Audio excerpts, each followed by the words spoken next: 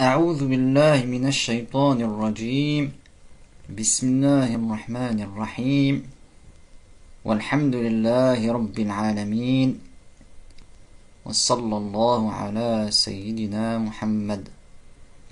Donc nous avions vu la fois précédente sur le jugement rationnel qui se divise en trois.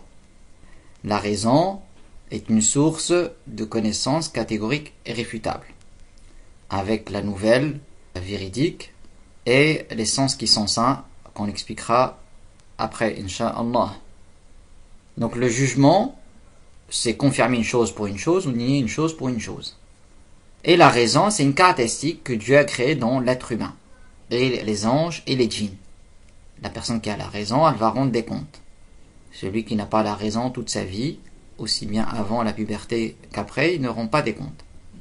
Donc la personne n'a pas d'excuse si elle suit une croyance contraire à la raison. Et on a vu que l'islam est la seule religion conforme à la raison. Parce que rationnellement, on verra en détail aussi, un corps, que ce soit vache, statue ou quelque chose qui habiterait le ciel, ou le soleil, ou la lune, ou un homme, ne peut pas être Dieu parce qu'il a besoin de qui l'a quantifié, de qui l'a spécifié. Et celui qui a besoin, il ne peut pas être Dieu. Donc c'est l'impossible rationnel. Le corps ne peut pas créer un corps. Et on a vu le jugement, selon la raison, se divise en trois. Ce qui admet la confirmation seulement, il n'admet pas donc la négation. Donc on a vu, par exemple, un corps est obligatoirement limité, c'est-à-dire qu'il occupe un espace. Et de même, le fait que la partie d'un objet est inférieure à tout l'objet. Et on a dit le seul être qui a l'existence obligatoire, c'est Dieu. Le seul être qui a l'existence obligatoire selon la raison est Dieu.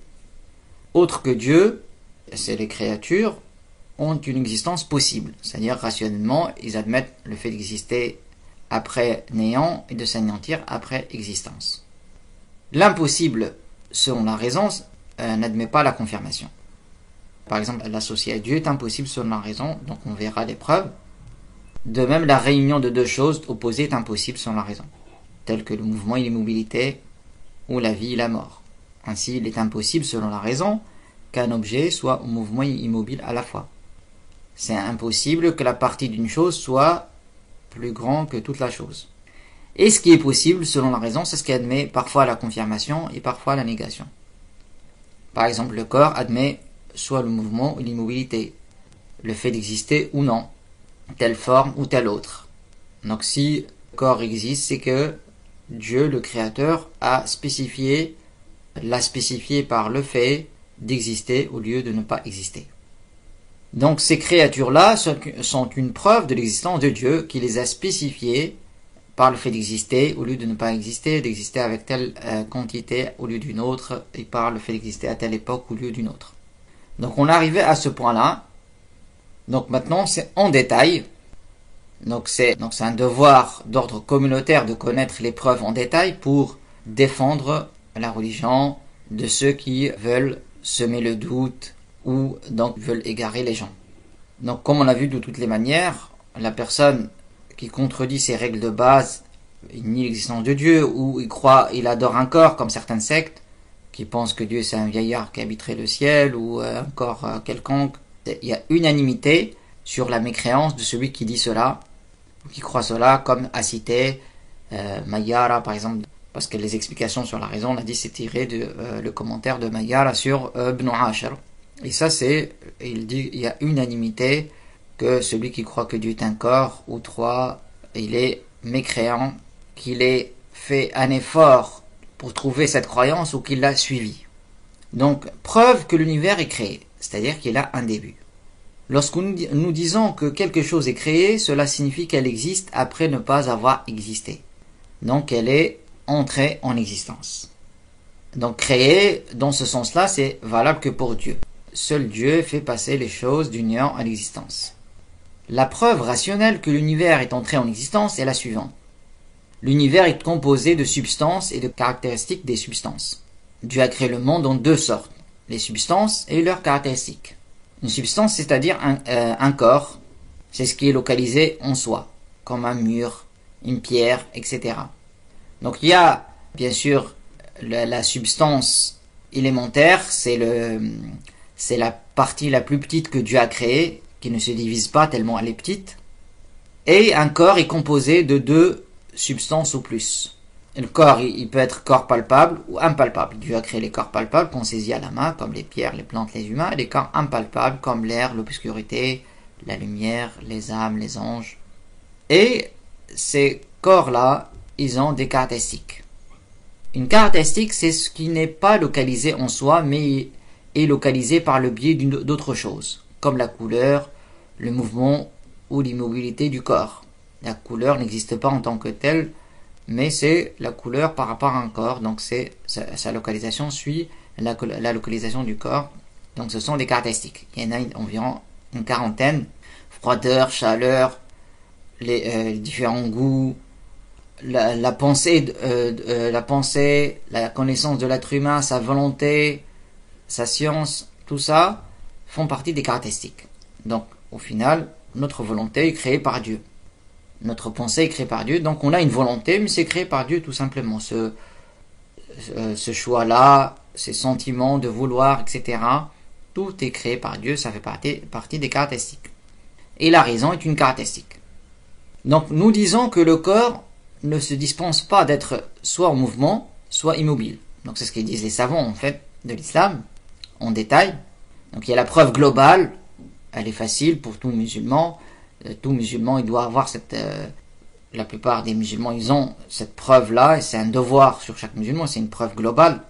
De dire, moi j'existais pas, après j'ai existé, donc forcément il y a qui m'a spécifié par le fait d'exister ou de ne pas exister, ça c'est une preuve globale. Il y a la preuve détaillée, donc le corps ne dispense pas d'être soit en mouvement, soit immobile.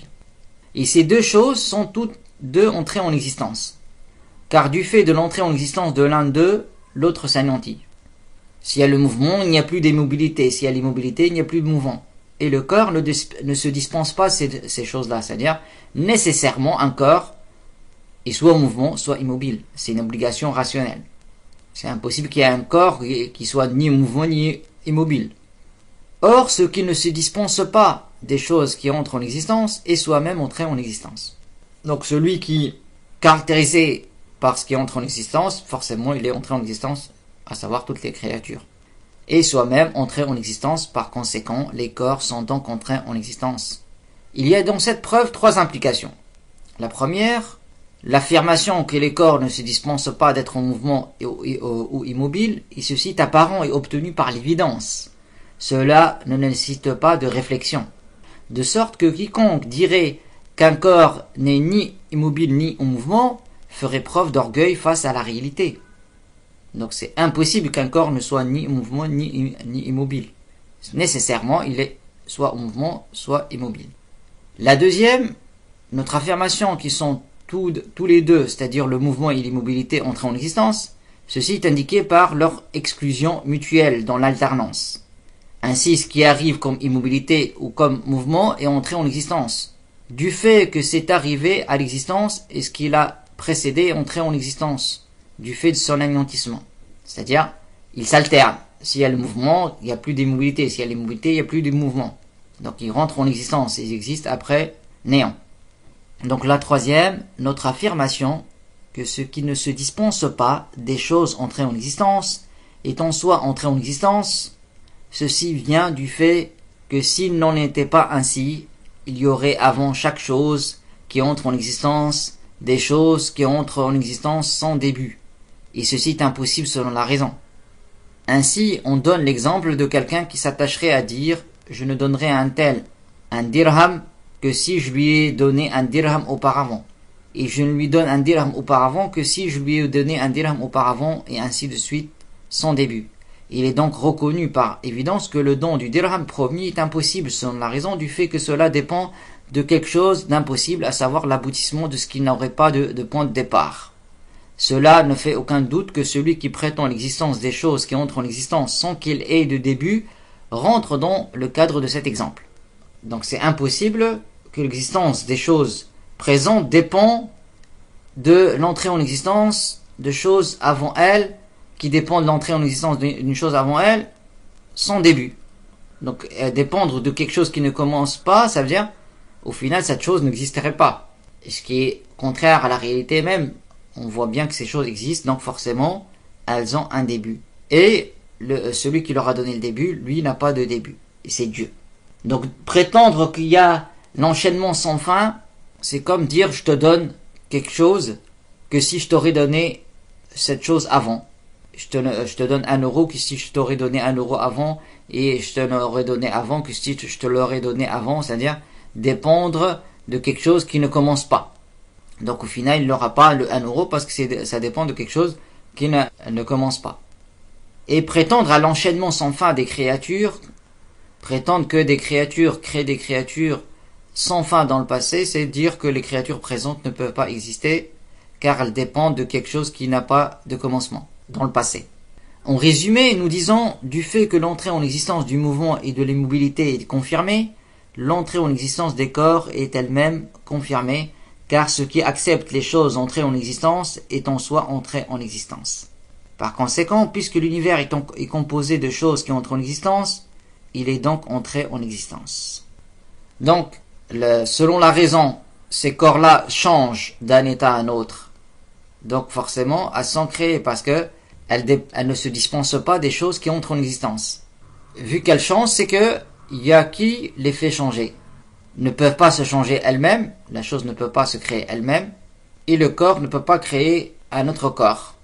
Et de même, on a dit, c'est impossible l'enchaînement sans fin, car faire dépendre l'existence des créatures présentes de quelque chose qui ne commence pas dans le passé, et ce qui dépend de ce qui ne commence pas, donc il ne peut pas exister.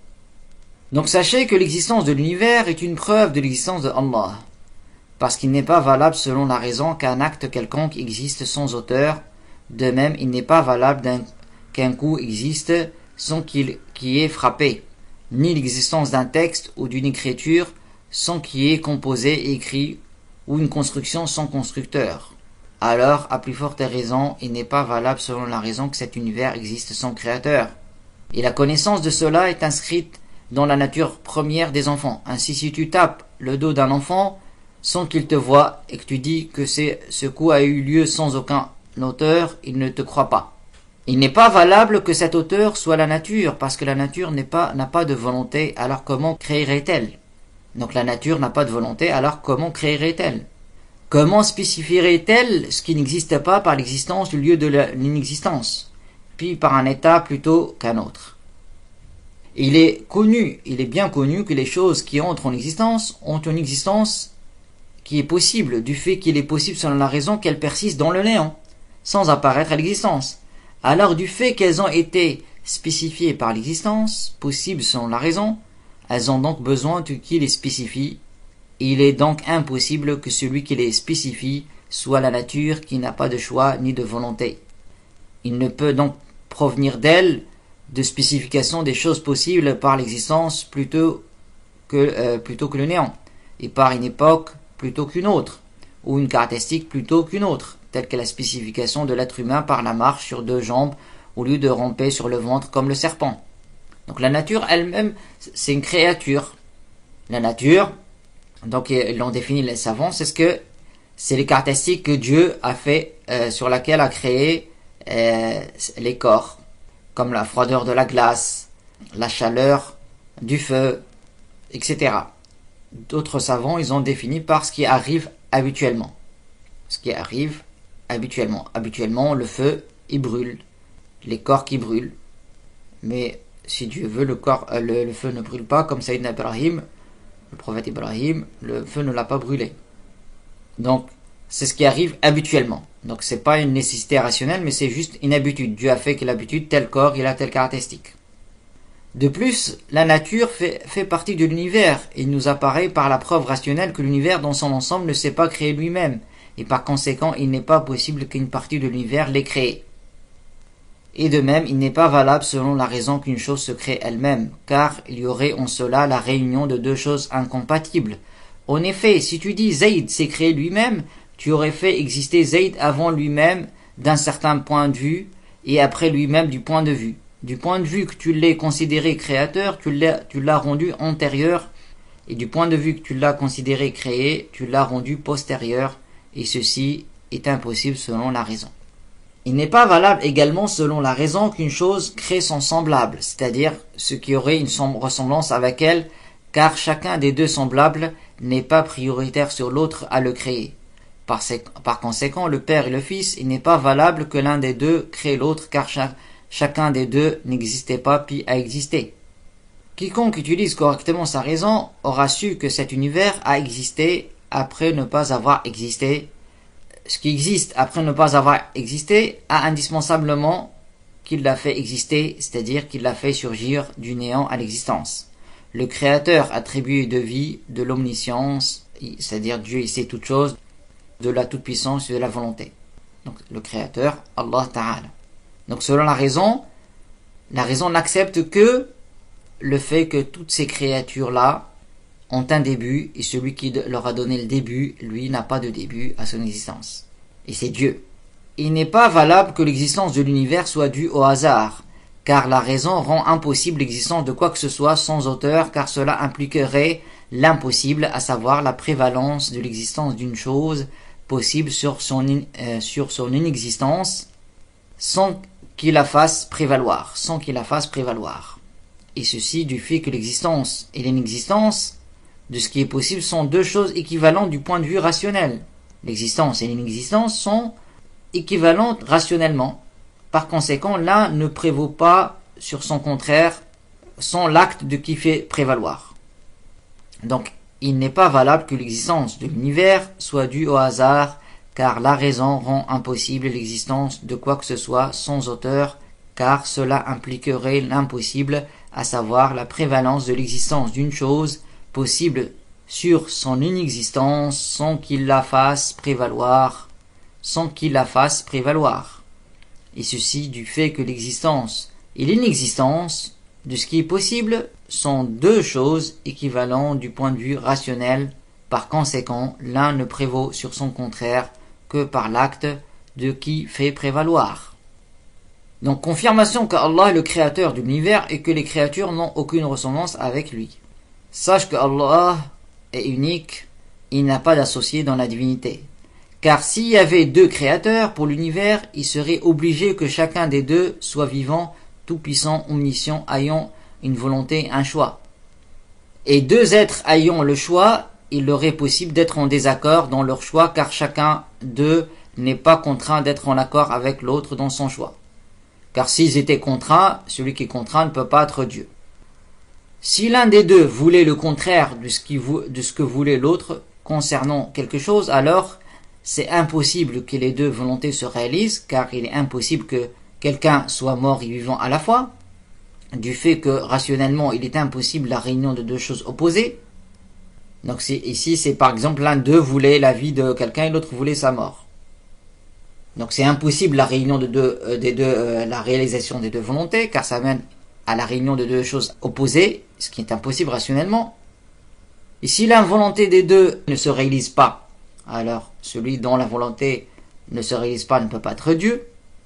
Et si la volonté de l'un d'eux se réalise alors que la volonté de l'autre ne se réalise pas, alors celui dont la volonté ne se réalise pas serait impuissant. Et il est impossible que l'incapable soit Dieu ou éternel.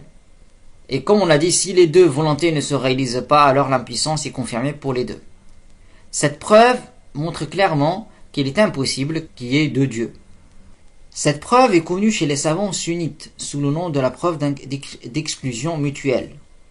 Dalil al-Tamana en arabe, elle est tirée de la ayah لو كان فيهما آلهة إلا الله لفسدتا فسبحان الله رب العرش عما يصفون Sourate al-Anbiya, qui signifie s'il y avait pour les cieux et la terre un Dieu en dehors de Dieu, il ne serait pas en harmonie. Ici, bien sûr, ça veut dire s'il y avait pour les cieux. Ça ne veut pas dire que dans les cieux, parce que rationnellement, il est impossible que le créateur soit un corps, et celui qui est dans quelque chose, c'est un corps. Et c'est une preuve qu'on peut donner facilement aux religions, parce qu'on a dit l'islam est la seule vraie religion, aux religions qui disent que Dieu habite le ciel, notre Père au ciel, des choses comme ça, ou sectes qui disent que Dieu habite le ciel sur le trône, la secte wahhabite, prétendue salafite notamment. Il suffit de leur dire qui a créé le ciel, qui a créé le trône, qui a créé le paradis. Ils sont obligés de dire, ils savent à ce niveau-là que ça y est, ils sont bloqués. Et on voit bien à plusieurs reprises, quand on parle avec des wahhabites, on leur dit cette question, ils commencent à trembler vraiment, pour de vrai. Ils savent, ça y est, ils peuvent plus aller plus loin. Leur shaitan, il commence à dire, ça y est, il a peur qu'il quitte l'égarement.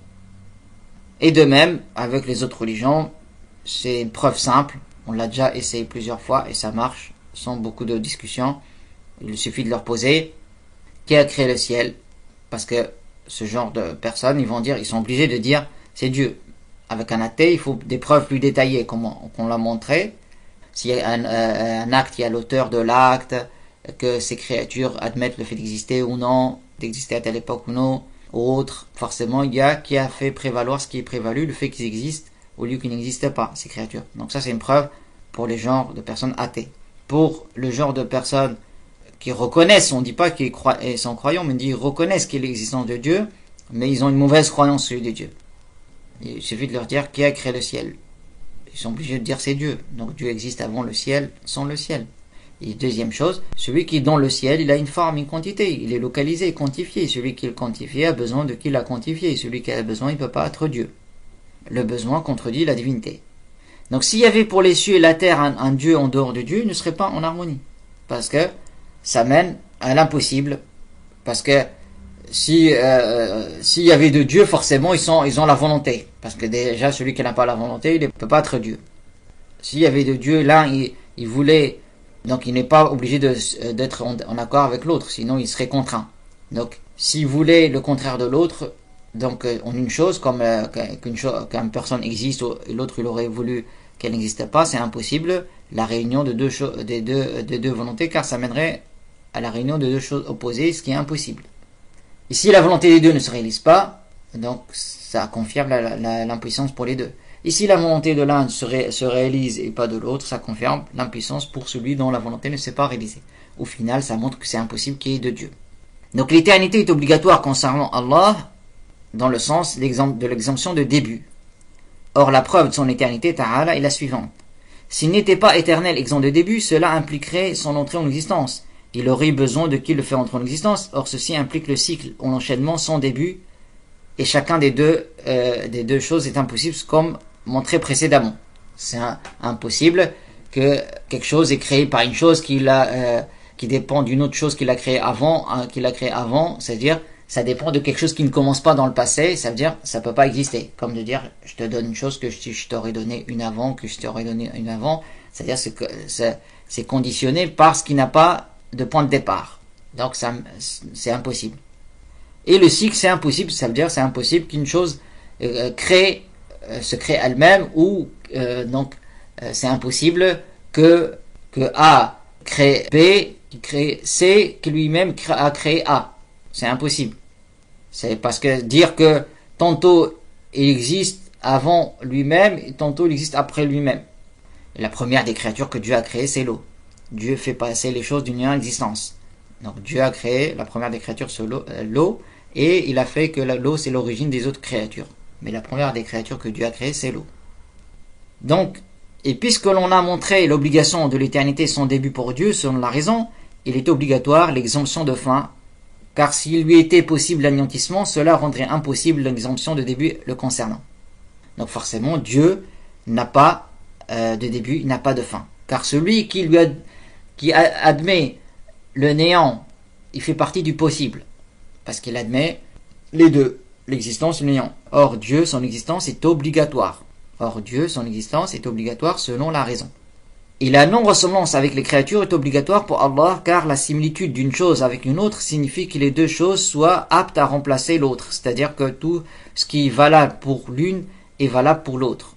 Or, aucune des créatures ne le remplace en quoi que ce soit des attributs. Donc Dieu n'a pas de ressemblance avec les créatures, c'est impossible. Donc l'impossible ne peut pas devenir possible, c'est une chose importante aussi.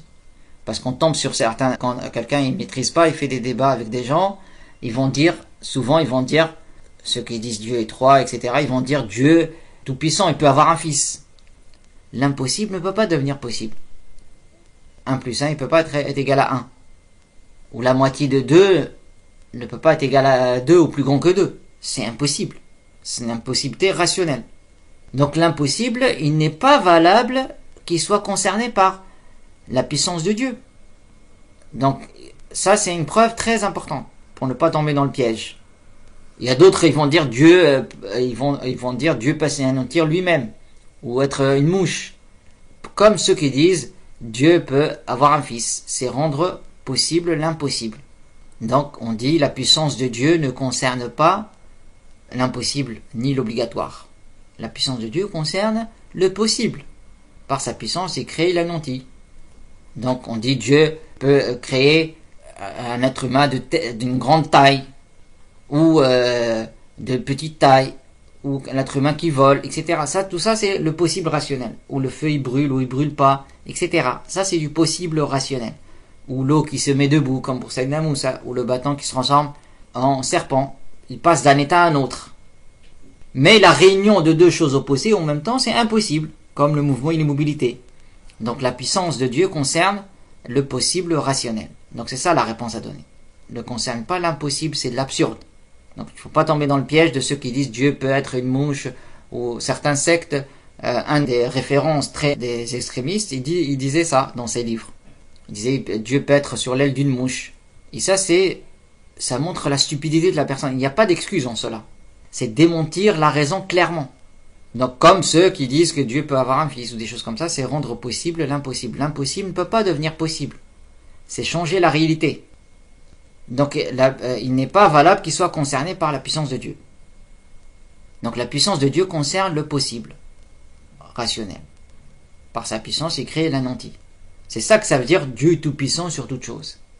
Chose ici, c'est tout ce qui est possible. Que le feu brûle, ne brûle pas, qu'il crée des animaux très grands, ou il y a des anges tellement grands, ils peuvent avaler la terre. Donc, il y a différentes sortes de créatures. Tout ça fait partie du possible. Et les miracles même des prophètes, ça fait partie du possible. Sauf c'est contraire à l'habitude, extraordinaire. Donc la puissance de Dieu concerne ce qui est possible selon la raison. Donc ça c'est à retenir par cœur. Ne concerne pas l'impossible ni l'obligatoire. Donc celui qui vous dit est-ce que Dieu peut être une mouche ou avoir un associé ou créer un Dieu comme lui ou s'anéantir, tout ça c'est de l'absurde, c'est un blasphème. Donc il ne faut pas dire oui ou non.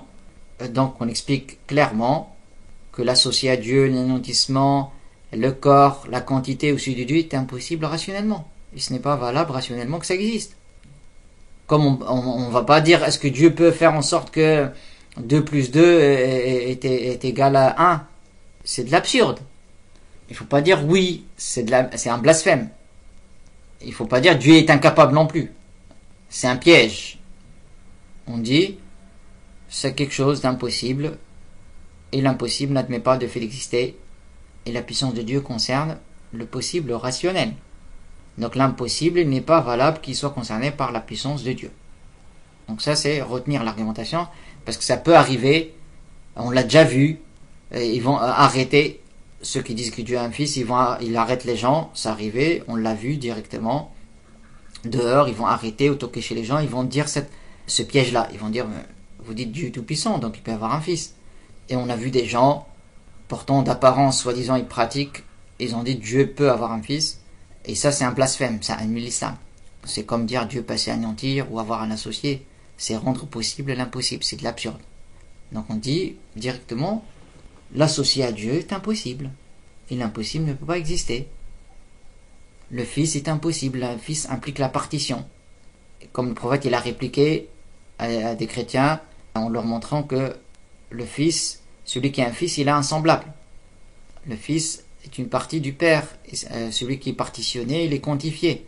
Et celui qui est quantifié, c'est une créature. Donc il faut donner des réponses claires et réfléchies, et pas comme ça se hâter à dire n'importe quoi. C'est pour ça l'importance de la science. Vous voyez, c'est pour ça les savants ils disent la science, elle te garde. L'argent, c'est toi qui le gardes, la science, elle te préserve. Avec peu de science, tu peux te protéger. Donc vous voyez, ces explications ne citent pas des longues années d'études. Et des gens, ils font plein d'années d'études, ils ont le doctorat, ils n'ont pas eu ces explications-là, ils s'égarent. C'est pas beaucoup de connaissances, c'est bien comprendre. C'est pour cela, c'est enseigné à 7 ans. Notamment, dans le livre Ibn Ashar, c'est l'introduction, il parle des jugements selon la raison. Jugement selon la raison. L'introduction de son livre, Al-Murshid al-Mu'in, qui était enseigné dès 7 ans. Donc ils font cela pour préserver certains gens dans le passé. Ils ont suivi les philosophes, ils sont égarés, ils ont rendu possible l'impossible, ils sont égarés. Des gens très connus, même à Cordoue. Les musulmans, ils les ont déclarés mécréants parce qu'ils ont rendu possible l'impossible. Pourtant, ils maîtrisaient beaucoup de choses dans la jurisprudence. Ils sont égarés. Il y a des noms très connus, ils sont égarés en rendant possible l'impossible. Et de nos jours, on voit des gens dans les pays arabes, certains font des études à l'université, ils étudient un peu la philosophie, ils deviennent des athées.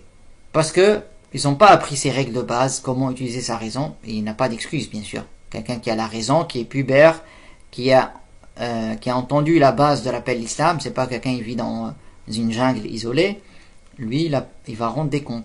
S'il meurt avec la mauvaise croyance, c'est l'enfer pour l'éternité. Parce qu'il n'a pas utilisé sa raison correctement. Parce que ces gens-là, si tu leur dis, écoute, la moitié de 50, c'est égal à 10, tu me donnes 50 euros, je te donne 10, parce que 10 c'est plus grand que 50, il va dire non. Il sait bien rationnellement que 50, c'est plus grand que 10. C'est une plus grande quantité. C'est impossible que ça soit plus petit. Donc il utilise sa raison au final, c'est pas un fou. Mais il néglige au sujet de la croyance, donc il n'a pas d'excuse. Qui est excusé? Celui qui est fou. Il n'a pas la raison. Il est malade et il n'a pas la raison. S'il n'avait pas la raison avant la puberté, aussi bien qu'après, ils n'auront pas des comptes. C'est-à-dire il va au paradis. C'est pour cela on revient au début, on l'a vu, donc c'est important ceux qui n'ont pas écouté, la première partie, les ayats, Allah Ta'ala dit وَقَالُوا لَوْ كُنَّا نَسْمَعُ أَوْ نَعْقِلُ مَا كُنَّا فِي أَصْحَابِ السَّعِيرِ. Ils ont dit, si nous avions écouté ou raisonné, nous n'aurions pas fait partie des gens de l'enfer. Donc la raison est une preuve, contrairement aux autres religions et aux sectes extrémistes qui prétendent qu'on n'utilise pas sa raison pour croire à n'importe quoi. Et d'ailleurs, c'est pour ça qu'ils propagent le wahhabisme dans les pays musulmans. Comme il a dit d'ailleurs au gouverneur, il a dit on a propagé le wahhabisme à la demande des occidentaux pour rendre les gens bêtes et donc les utiliser pour détruire les pays musulmans comme on le voit et prendre les richesses des pays musulmans et propager, détruire l'islam avec la secte wahhabite qui se prétend salafite. Donc ça c'est l'épreuve très importante. Donc on expliquera Inch'Allah la fois prochaine les détails sur la nouvelle, parce que la source de connaissance, il y a la raison, il y a la nouvelle, comme de savoir les pays lointains, tu doutes pas qu'il y a la Chine, pourtant tu l'as pas vu, parce que beaucoup de gens ils ont vu, qui ont rapporté à d'autres, ou qu'il y avait Napoléon, ou Lénine, ou des choses comme ça. Aussi ça entraîne, la raison entraîne une connaissance catégorique et réfutable, et la nouvelle véridique, elle entraîne une connaissance catégorique, comme de savoir que une telle c'est ta mère, tu l'as pas vu, mais c'est avec la nouvelle que confirmée par plusieurs gens, donc et les sens qui sont sains. Si tu mets du sel dans ta bouche, tu as une information catégorique et réfutable que c'est du sel, c'est pas du sucre. Le goût, le toucher, la vue, le goût, le toucher, l'odorat, l'ouïe aussi.